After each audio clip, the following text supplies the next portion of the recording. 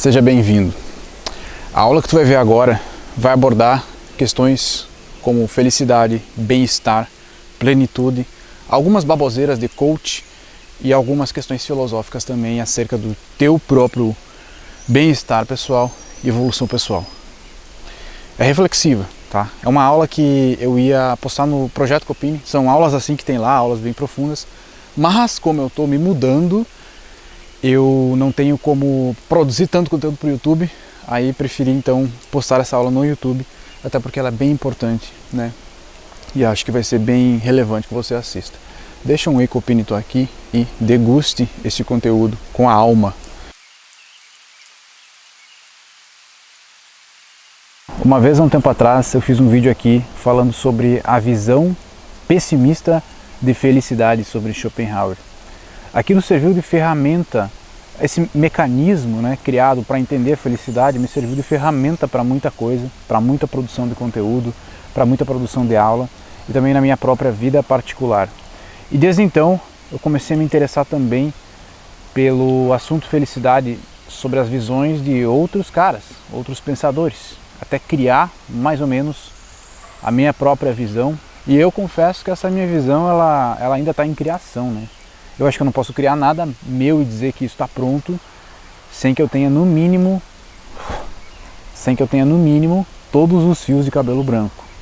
Então hoje, no quesito pensar e criar conteúdo, eu sou uma pessoa relativamente nova e o que eu posso falar aqui é tudo reflexões que estão sempre em construção, em constante mudança, não por uma questão de falta de credibilidade, mas por uma questão de idade. Eu sou muito novo para ter um pensamento concreto ainda e dizer, olha, é isso, acredito que seja assim. Então, como diz no slogan desse canal, eu compartilho o que eu aprendo no caminho e eu mostro os lugares que eu estou.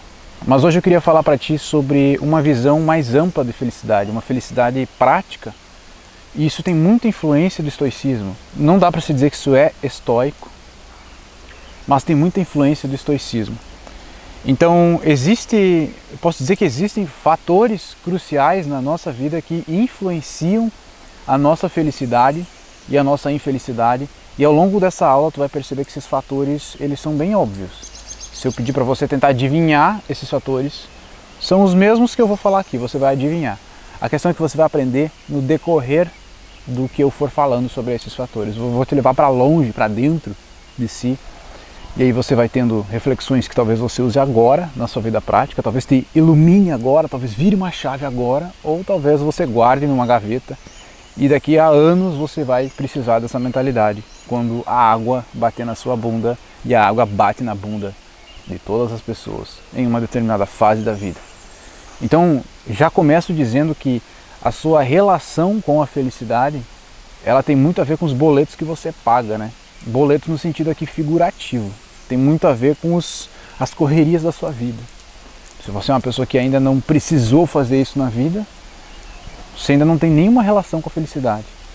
Porque a felicidade, ela simplesmente não é aquele pote de ouro no fim do arco-íris que as pessoas acreditam que ela seja. Bom, o senso comum acredita que ela seja, talvez você não, né? O senso comum acredita que ela é um pote de ouro, que você vai percorrendo um caminho e quando um dia você vai chegar nesse pote de ouro. Mas você sabe, se você já viu um arco-íris, quando era criança você tentou correr atrás do arco-íris. Só que o arco-íris é uma ilusão de ótica. Ele é reflexo do sol nas gotas de chuva. Então sempre que você caminhava, você nunca chegaria até ele. Ele está cada vez mais longe. É por isso que ele é um arco-íris. E aí temos a lenda do pote de ouro no fim do arco-íris. Essa então é a felicidade do senso comum. A felicidade ilusória, fictícia. A felicidade como uma ação e reação que acontece em você. Vamos dizer que você tem uma ação que você vai tomar. Então essa felicidade ela se manifesta na expectativa de tomar essa ação, na ação em si, só que aí ela já é menor, e daí na pós-ação, nos efeitos dessa ação, ela já dá uma decaída. E logo em seguida você não tem mais a felicidade. Então pode-se dizer que a felicidade ela está em momentos, né? Uma alegria nesse sentido, ela está em momentos que te dão prazer. E temos um exemplo, o orgasmo, ou comer uma comida boa, experimentar um vinho, fumar um charuto, alguma coisa que te dá um certo prazer momentâneo. Só que o problema é que também na parte biológica e bioquímica do nosso corpo temos mecanismos acontecendo. Então eu não posso dizer que a felicidade é a endorfina, felicidade é a dopamina. Não, não é. A felicidade é muito mais profunda. Mas talvez uma manifestação da felicidade no campo físico seja a dopamina, a endorfina e outros hormônios aí. Só que temos mecanismos acontecendo dentro do nosso corpo que também pode desencadear um vício. Então, uma droga, por exemplo, ela libera uma quantidade enorme de endorfina, fazendo com que você seja dependente daquilo. E fazendo com que, se você não tem aquela manifestação, você não tem esse hormônio, né, no seu cérebro, e acaba então tendo um efeito contrário, que é uma possível depressão. Tá? Então não podemos assimilar diretamente a felicidade a isso, mas relacionar que ela mora no espectro físico, no espectro espiritual, mental, psicológico e também no aspecto bioquímico, né? Mas isso não é felicidade, é só para constar. Mas mesmo assim, pode-se dizer que a felicidade é um pouquinho mais prática também. E não ficar falando que a felicidade ela é um negócio totalmente espiritual. Esse papo pós-moderno que foi herdado das filosofias orientais, que inclusive você tem muito que aprender, você pode ler livros orientais, taoísmo, budismo, você vai ter muito de bom para tirar. Só que se você estudar, e não se você ficar ouvindo pessoas aí falando assim, sem mais nem menos, tá? Porque esse sem mais nem menos é essa cultura oriental que a gente foi herdando aqui para o Ocidente, e ela traz coisas como a felicidade ela está dentro. A gente não entende o que isso significa na prática, a gente não sabe, não faz a mínima ideia. A felicidade ela não sei o quê. O amor é livre. Essas coisas a gente não entende, a gente não é oriental, tá? Não dá certo para nós. Eu quero uma definição um pouquinho mais prática de felicidade. Eu não posso dizer a felicidade está dentro e pronto, acabou. Eu não posso, eu preciso de uma definição mais prática se eu estou aqui fazendo uma aula sobre ela, né? Então eu acredito que existam determinados fatores da vida prática que influenciam e direta e indiretamente, para o bem e para o mal, a felicidade. No caso, a felicidade e a infelicidade. Então temos certos... É claro, isso é uma coisa muito óbvia. Isso aqui, uma criança de 3 anos poderia falar essa frase. Porque é óbvio. A questão é quais são esses fatores. Então, você poderia fazer aí porque sempre é uma busca de poder e felicidade na vida, né? Então você poderia listar todos os fatores da sua vida e falar assim, não, esses aqui influenciam a felicidade. Então eu quero agora os principais. Tá? E eu começo falando do fator principal, e eu sei que você não gosta que eu fale disso, porque você tem uma certa influência de querer ser um homem que vive sozinho, e eu te digo que isso é passageiro, e isso também é uma busca de felicidade, ou talvez um sentimento de fugir de uma possível dor, gerada por um relacionamento passado, ou um medo de um relacionamento futuro, né?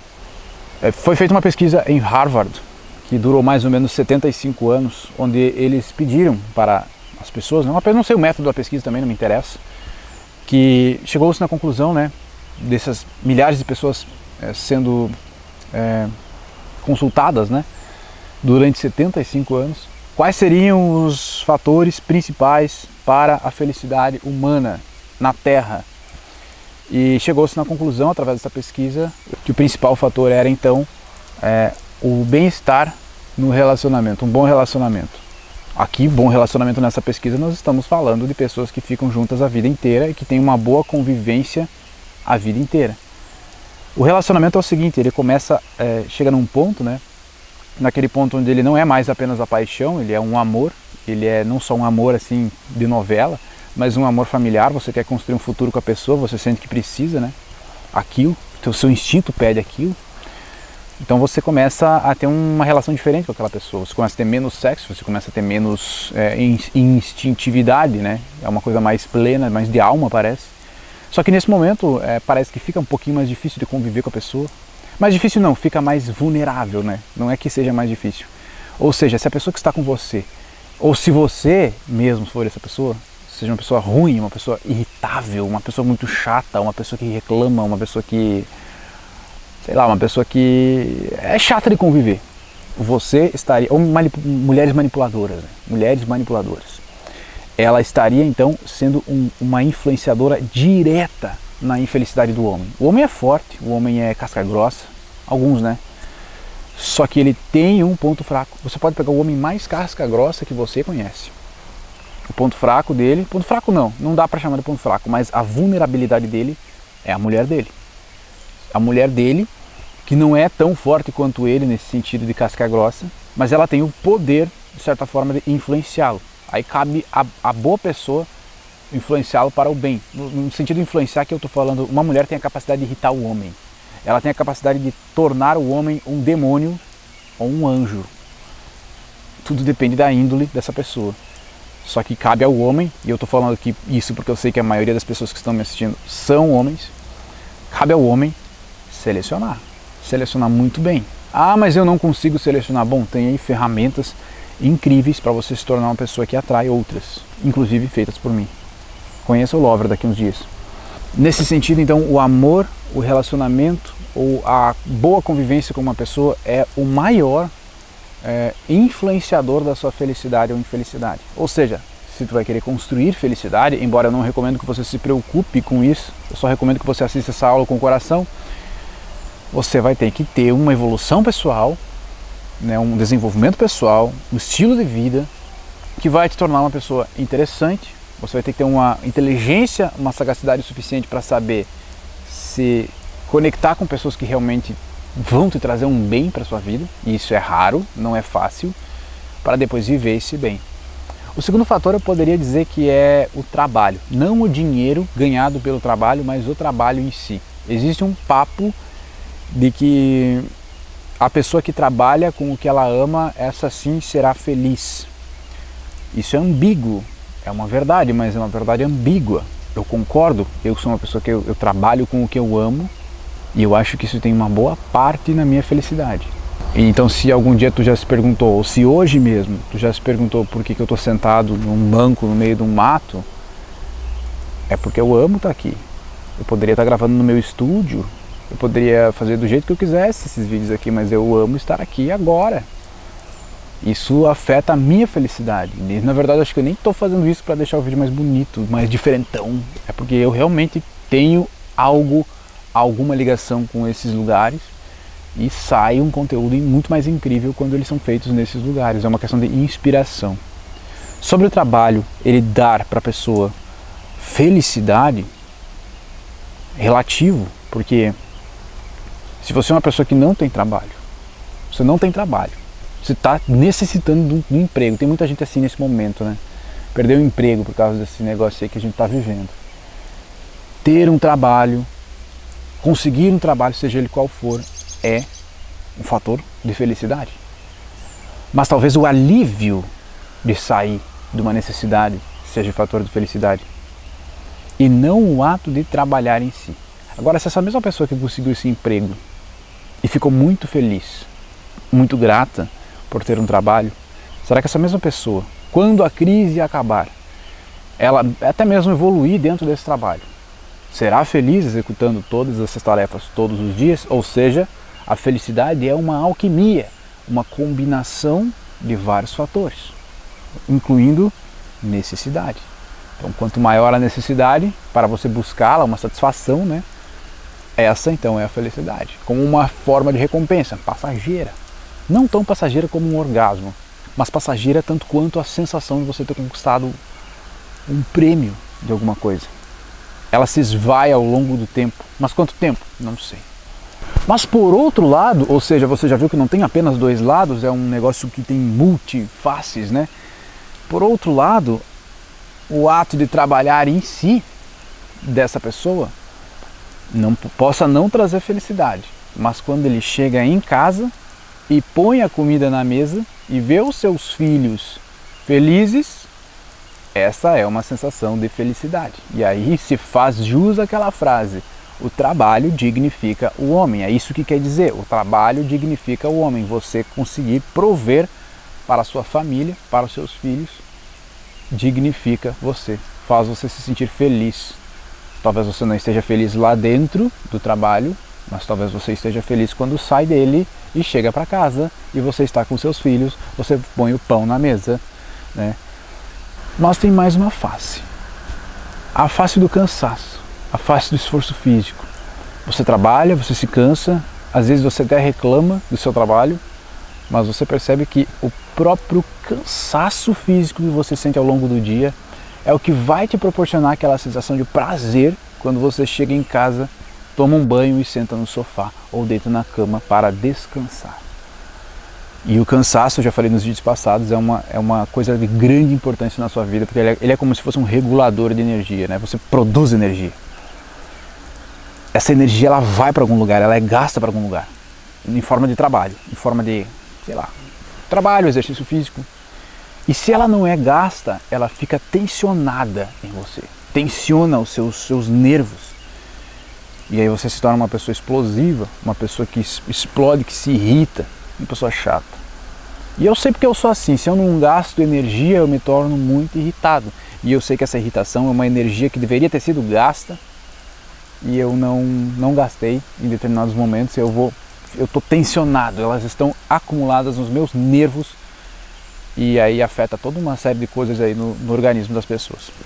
Ou seja, tudo isso que as pessoas falam sobre o trabalho de dignificar o homem, sobre que é o senso comum, né? Eu estou pegando as principais coisas sobre felicidade do senso comum, sobre trabalhar com o que você ama e você estará então feliz para o resto da vida.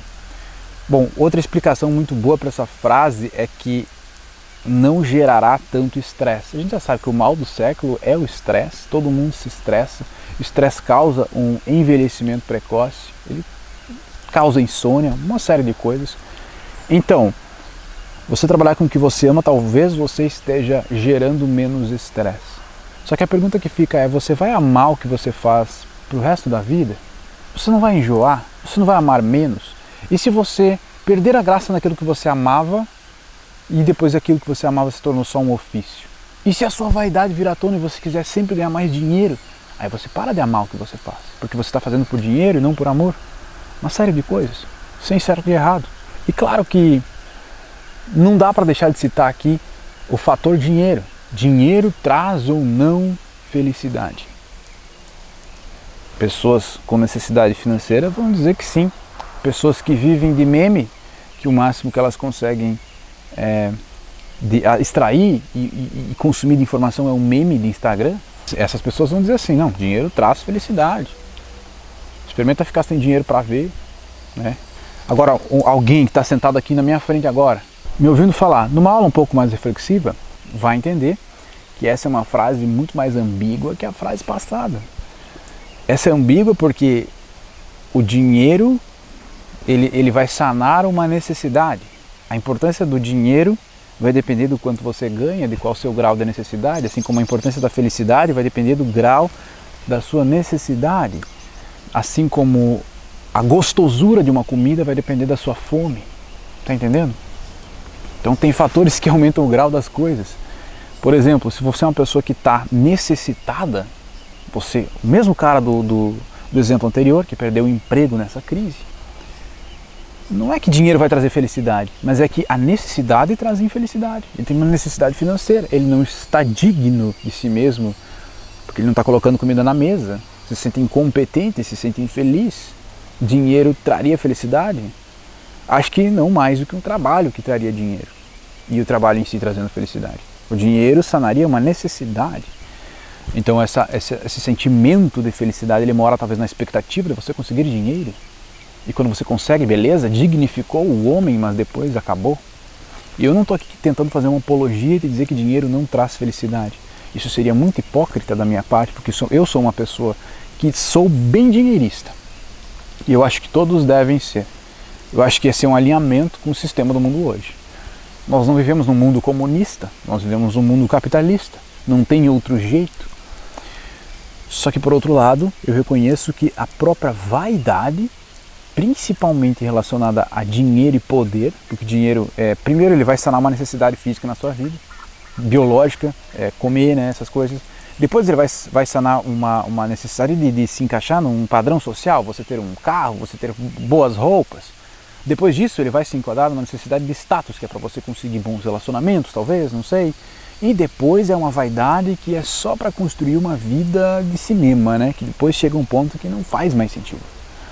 Mas você continua buscando, todo mundo continua buscando, porque a vaidade é nativa do ser humano. E a vaidade existe, porque no fundo a gente sabe que a gente não é nada e que o universo em relação a nós é extremamente grande e nós somos extremamente inúteis. E a gente sempre se superestima, a gente superestima os nossos méritos, e aí nasce a vaidade, e aí nasce a busca pelo poder, e aí nasce a busca pelo dinheiro.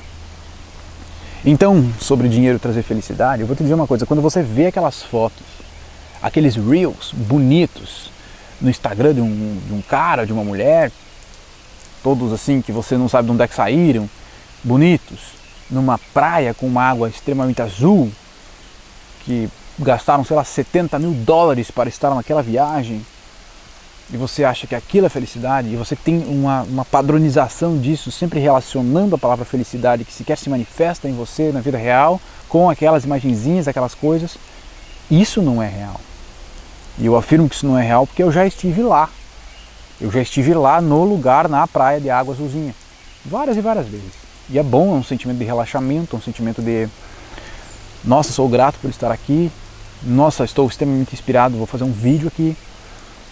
Só que aquilo vicia, aquilo traz um estímulo grande, seja de gratidão, de felicidade, seja de inspiração, e aquilo se torna de certa forma viciante e faz com que as outras pessoas e coisas e lugares percam a graça. E eu já passei por uma fase assim na minha vida, onde até já fiz um vídeo sobre isso, falando sobre a inflação da felicidade, que são pessoas que elas recebem um super estímulo, não necessariamente de algo que você consome, ingere, mas de um lugar que você visita, uma viagem, uma experiência de vida, que te causa um negócio incrível, só que o próximo já não é mais tão incrível e você tem que estar sempre buscando mais. Então, se você pegar esses blogueiros de Instagram que vendem uma vida épica, não no sentido de coach, de caras que estão em cima de um palco, agora eu estou falando de blogueiro mesmo, de blogueiro que só não te vende, mas ele te mostra uma vida épica.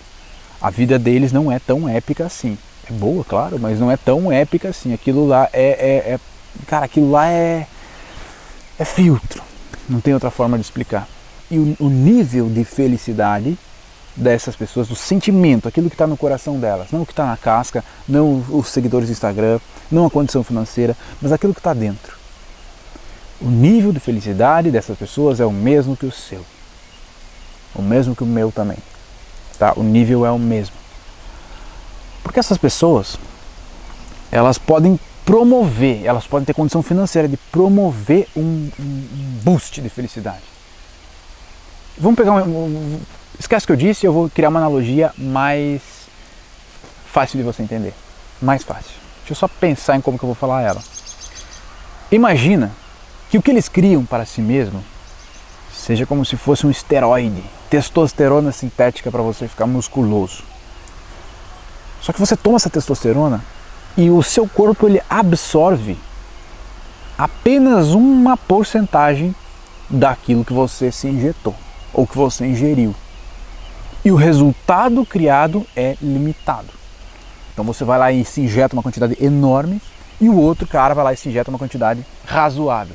Os dois absorveram a mesma coisa. E os dois sentiram a mesma coisa. Um está em Bali com uma namorada modelo, comendo uvinhas na piscina e tomando suco de laranja. O outro não, o outro conseguiu um emprego. O outro viveu uma crise, conseguiu um emprego. Eu não estou dizendo que uma vida de esbórnia é pior do que uma vida tradicional.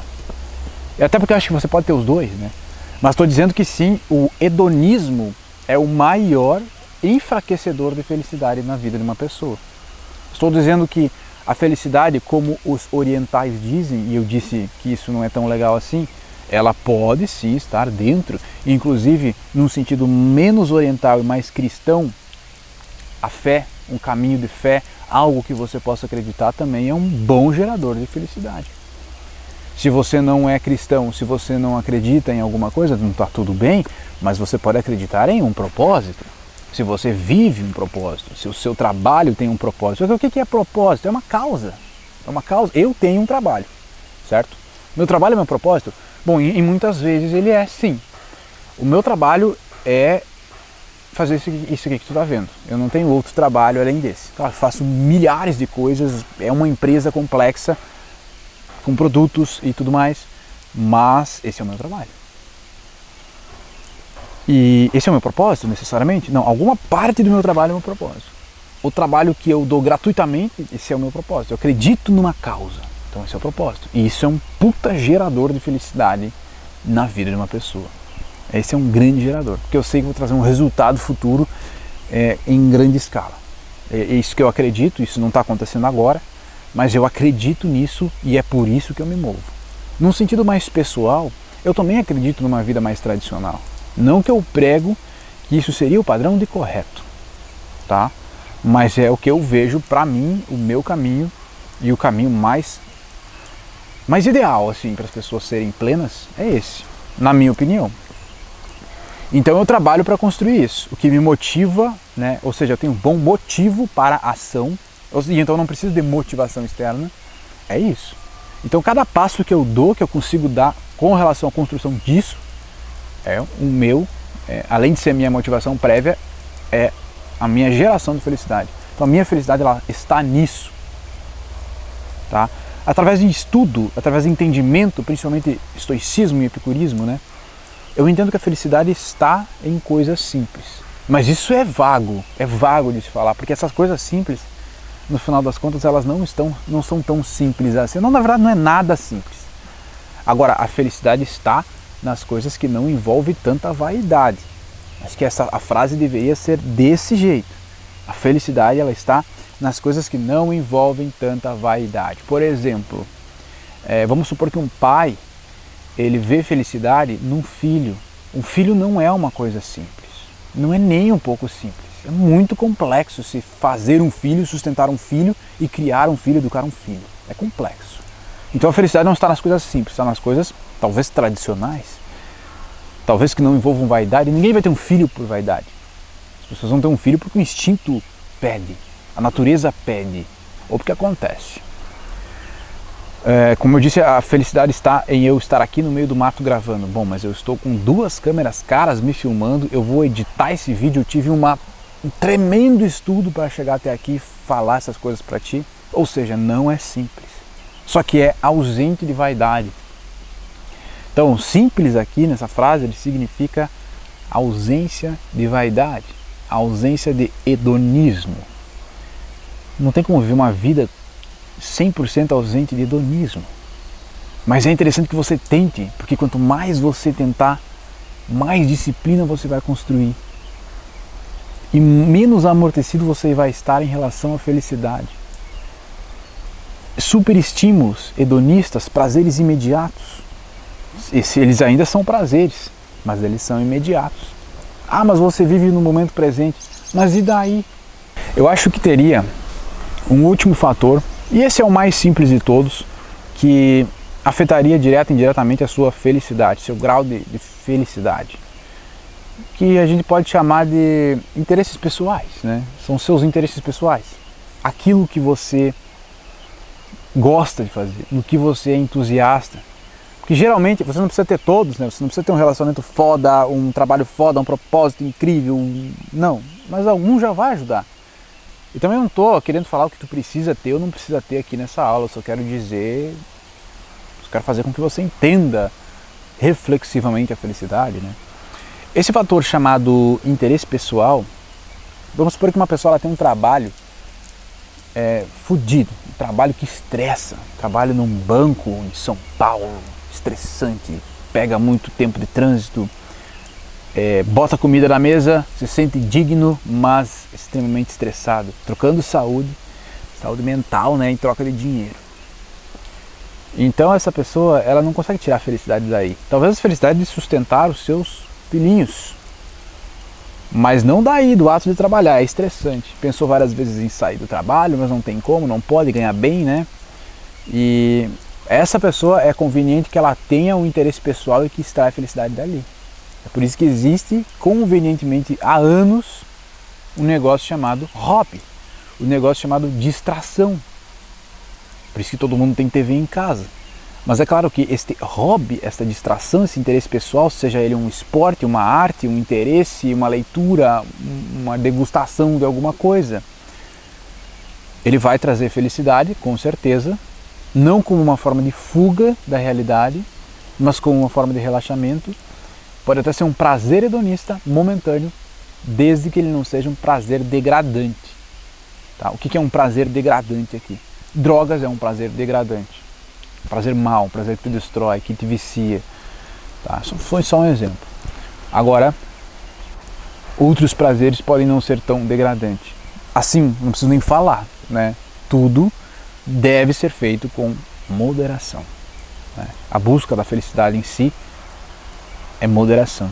Se você tem isso em demasia na sua vida, até a tal da gratidão pode te entupir.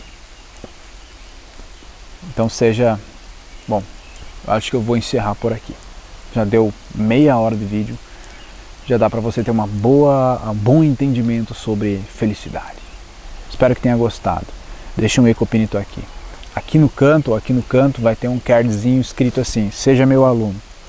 E vai cair numa página chamada Projeto Copini. Você se inscreve, você assina se você quiser, e lá você terá aulas mais ou menos como essa, sobre assuntos variados e assuntos polêmicos também, que eu não consigo falar aqui no YouTube. Na descrição desse vídeo tem o meu projeto Animagretsa, que é uma ferramenta para a construção de bons relacionamentos, uma ferramenta intelectual para a construção de bons relacionamentos. Então, se você é um homem que se encontra numa situação onde você está insatisfeito com o mundo hoje e pensa assim, não tem como se relacionar mais com as pessoas, bom, aí vou te dar uma maneira de hackear esse processo através do Animagretsa. Se você é um homem que tem um namoro, um casamento, seja ele bom ou ruim, e você quer melhorá-lo, você quer fazer a manutenção dele, a ferramenta Animagretsa também é para você. Ela está na descrição. Um grande abraço e obrigado pela atenção.